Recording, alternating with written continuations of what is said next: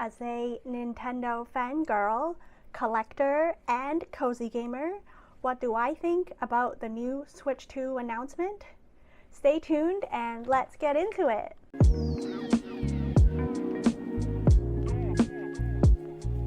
Hi, welcome to the channel. My name is Jessie, and the mission of this channel is to inspire others to start a new hobby. I love sharing fun and easy ideas for you to get creative and find time to do what makes you happy. So if you enjoy cozy, relaxing vlogs, don't forget to like and subscribe for more comfy, cozy content. A little bit of a background here. I have always been a gamer. I wouldn't say I am a hardcore gamer, but my very first console was Nintendo, so it has a very, very special place in my heart. Like many other gamers out there, was super hyped about the new Switch 2 that's coming out, so we have all been waiting a long time for this day. The elephant in the room, I know we all are very disappointed. There is no new Animal Crossing announcement, so it is to be expected. When Switch 1 first came out, Animal Crossing also didn't come out until a little while, so we are a little sad, but that's okay. There are a lot more exciting things coming.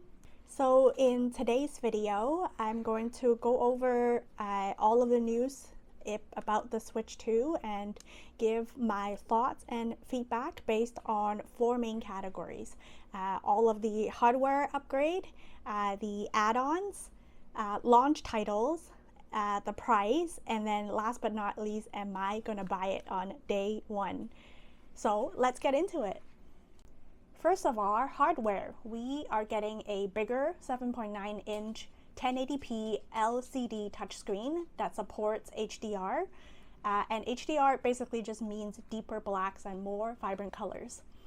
For context, the original Switch is 6.2 inch, the OLED is 7 inch, and then the Lite is 5.5 inch. So as you see in the picture here, the Switch 2 is significantly bigger when compared to the Switch. Secondly, of course, we have bigger Joy-Cons with bigger thumb grips. So for all my girlies, your existing cute Switch 1 caps are not gonna fit anymore. So that's a bummer, but of course, you can still use it for the old Switch. So both Joy-Cons can now be used as a mouse. And then they introduced this wheelchair basketball game, which is a lot like Rocket League. It's like 3-on-3, you play online. What they're really trying to do is to show off the new functions of the Joy-Con, which you can use both of them as mouse together. So that's probably what sets it apart from everything else, and it looks super cool in the demo.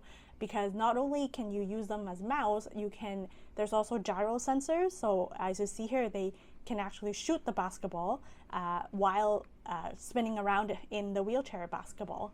In terms of cozy games are rhythm games. I think that would be super awesome going down the line if there is some sort of rhythm game similar to the ones we see at the Japanese arcade, where you can slide the Joy-Con up and down, as well as like picking it up and like hitting things with it. So I'm looking forward to that. Now has a built-in microphone for a new anytime game chat. So it looks a lot like Discord with you can also see other players stream. You can also, if you have a camera, you can also see their faces. Not really relevant, I think, for cozy gaming, especially for single player cozy games. When I'm playing my Switch anyways, most of the time I play in bed in my pajamas, so I don't really feel comfortable to like turn on the camera, or don't really need to chat, because for cozy gaming purposes is kind of to relax. I don't know if that is a useful function. And then they have a new stand with up to 150 degrees kickstand, so you can have it flatten all the way, which I love this function. I see this being very useful playing games together on an airplane, anywhere that you need to commute for a long time. The sound quality got an upgrade with 3D spatial sound. I love this because I play in bed before sleeping most of the time, so I don't use headphones a whole lot. So an upgrade to the speakers, onboard speakers, will enhance that experience. Capacity is now 256 gigabytes. And I think this is kind of a necessity. Quality of the games that can be up to 1080p. Some of these bigger titles, especially from the third parties, can be up to 40 gigs. So 256 is really like the minimum if you want to have at least a couple games on the go and on the Switch. So battery life, as my research shows, that it appears to be worse than the Switch 1. However, I don't think this will be a big problem for cozy gamers because we don't play games that has to render a lot of shadows and 3D elements. Like, it's a lot of flat pancake games. So I think for our Stardew Valley, for Animal Crossing, it should be okay. Our second category are add-ons. So in the trailer, they showed us that there is going to be 3 types of games that are playable on the Switch 2. Backward compatible, so most of the Switch 1 games should be able to play on the Switch 2. And then they have exclusive Switch 2 titles that would only work on the Switch 2. And they have kind of a crossover, something that was launched for the 1, and then with a add-on pack, there will be additional content and better quality version for the Switch 2.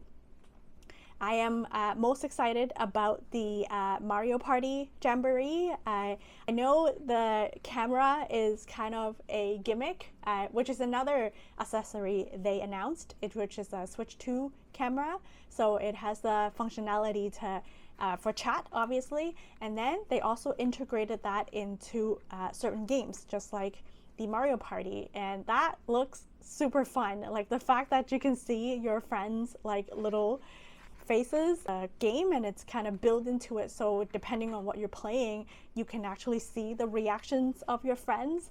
I think that is super fun. Like, I know it is gimmicky, but to me it's worth it to like all my friends to come over to play it at least once. This really reminds me of when the Wii first came out and everybody just wanted to play the Wii Sports just to test out the tennis and bowling. So that is a very unique experience, only available through Nintendo at this point. So I'll be excited to try that out. Okay, let's talk about the launch titles. Right off the bat, we have Mario Kart World. Looks really fun. Open world concept. What the heck? Like, I think that really caught a lot of people off guard. An open world Mario Kart game, which is really awesome. But I don't think I will be getting it on day 1 just because of the price. Donkey Kong Bonanza. Wow, another open world Donkey Kong exploration game. Looks really fun to like be able to destroy almost everything that you can see, but also doesn't feel super cozy, so I really don't need to play that on day 1. What I am excited about, and I will go through my list based on the launch date, Bravely Default Flying Fairy HD Remaster. I actually never beat it when it first came out. The combat, the tactic was a bit too difficult for me, so I'm actually, after watching the trailer, I actually want to play this game again. Maybe I'll set it on easy so it's not so stressful, but I love the graphics. I love the idea of the game. Cyberpunk 2077, the Ultimate Edition, is also a first day launch. Also a game that has been on my wish list for a very long time. With the mouse control, it might be possible to actually play it on the Switch, on TV at 4K graphics. I don't know if I will also play it on day 1 because I am kind of questionable with the functionality of the mouse of the Joy-Con. So a game I really want to play, but is it going to be on the Switch 2 is to be determined. The Jamboree Switch 2 edition with Jamboree TV is launching July 4th, 2025. Very excited about this one. I really enjoyed Jamboree since it came out, and the new camera function is one of those gimmicks that I think will be a lot of fun, especially with friends coming over. So looking forward to that. Tamagotchi Plaza. This was announced on the Direct before this one, giving Sims. It's giving Life Sim. Really interested to find out more about this game. It's actually coming out really soon, June 27th, 2025, which is only about another 3 weeks after the launch of the Switch 2. And then Pokemon ZA. As a Nintendo fan, obviously I'm also a Pokemon fan, so super excited about this. Also with the improved graphics, it looks even better. I am actually playing Pokemon Violet from scratch right now because I got the Lite recently, so I'm kind of replaying a lot of my current games, and Violet is one of them. I know it's not a lot of people's favorite, but it's a different experience to play it on the Lite. So super excited about CA, and there's no announcement date right now. It's just to be announced sometime in 2025. Next game is 2 Point Museum, also to be announced in 2025. So I've seen a lot of people rave about the game. I've also enjoyed 2 Point Museum, 2 Point Hospital. They're all really fun. So definitely a game I want to play, but on which platform is to be determined. Witchbrook.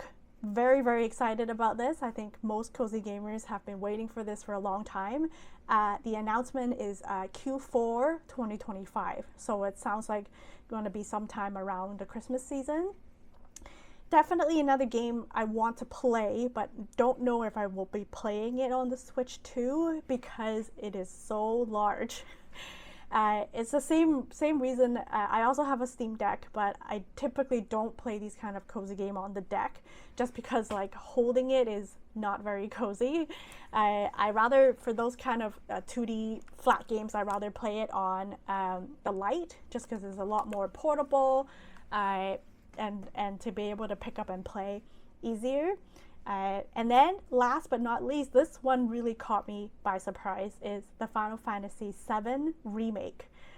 Been wanting to play this forever. I am not a PlayStation girly. I've never owned a PlayStation console, so that's why I've never played this game. And when I was looking this up, this game actually been out since 2021. So it's actually almost 5 years since it's been out, and I've been dying to play it. But then it just came out on PC recently, but the prices are still insane. So is Switch 2 finally going to be the console where I get to play Final Fantasy VII Remake? I guess we'll have to see, because it's also the launch date is unknown, not even 2025. Okay, the next topic we have here is price.